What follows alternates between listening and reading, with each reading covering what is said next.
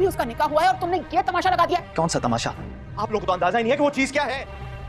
मतलब इससे उसका क्या ताल्लुक है? हाँ, मुझे यहाँ खड़े होके कहता है कि तुम शैतान सिफ्त हो और ये पता नहीं तुम्हारे साथ मजबूरन रह रही है।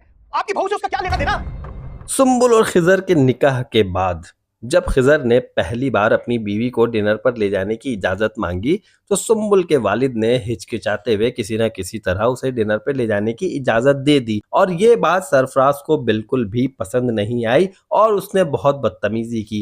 पहले तो अपने वालिद साहब के साथ बहुत शोर मचाता रहा, बहुत चीखता चिल्लाता रहा और अपने वालिद को कसूरवार ठहराता रहा और यही कहता रहा कि कल को जब कुछ हो जाएगा तो सर पकड़कर बैठ जाइएगा। उसके बाद जब खिजर घर आता है अपनी बीवी को डिनर पर ले जाने के लिए तो यहाँ पर खिजर के साथ बहुत ज्यादा बदतमीजी करता है। यहाँ पर बहुत तल्ख कलामी होती है आपस में और बात हाथापाई तक आ जाती है। देखने से तो ऐसा लग रहा है कि खिजर अब सुम्बुल को डिनर पे भी नहीं ले जाएगा और ये भी पॉसिबल है कि ये निकाह को भी खत्म करके चला जाएगा। सरफराज जो कि एक बदतमीज शख्स है और निहायत लालची भी है, दौलत के हुसूल के लिए कुछ भी करना चाहता है, यहाँ तक कि अपने बॉस के घर भी पहुंच गया और इस नियत से पहुंचा कि बॉस की बीवी को किसी तरह फंसाकर उससे शादी कर लेगा और बॉस की सारी दौलत हथिया लेगा। ये तो उसकी एक अपनी दकियानूसी और फरसूदा वाली सोच है कि ऐसा वो कर पाएगा, लेकिन वो ऐसा बिल्कुल भी नहीं कर पाएगा। दुआ ने उसे देख भी लिया है कि ये सरफराज कौन है, लेकिन यहाँ पर अब सरफराज के साथ क्या होने वाला है उसे खुद भी कुछ नहीं पता।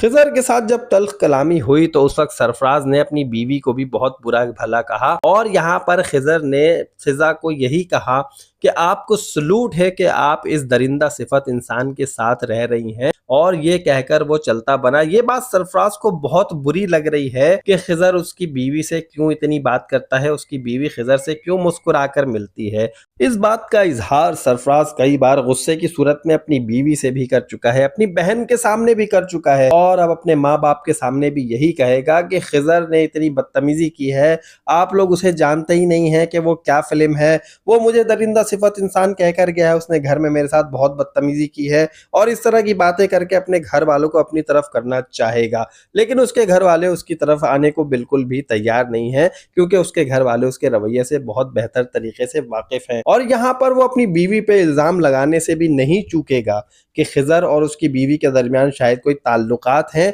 ये क्यों इतना हंस के मिलती है और वो क्यों इतना कहकर गया है मुझे इसकी साइड लेते हुए। ये बात सरफराज को बहुत बुरी लग रही है और उसने अपनी फैमिली के सामने भी इस बात को कर दी है, लेकिन सरफराज यहाँ पर अपने मंसूबे में कामयाब होता हुआ नजर नहीं आएगा। आने वाली एपिसोड में खिजर इस रिश्ते को कायम रखेगा या कोई शर्त रखेगा या नहीं रखेगा। ड्रामे के बदलते हुए हालात कुछ यही बता रहे हैं कि शायद खिजर इस शादी को मजीद ना चला पाए और सरफराज भी अपनी शादी ना चला पाए।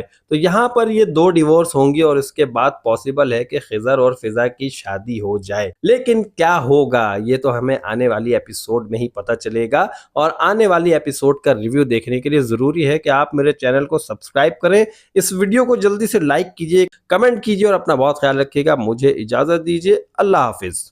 मतलब इससे उसका क्या ताल्लुक है? हाँ, मुझे यहाँ खड़े होके कहता है कि तुम शैतान सिफ्त हो और ये पता नहीं तुम्हारे साथ मजबूरन रह रही है। आपकी बहू से उसका क्या लेना देना?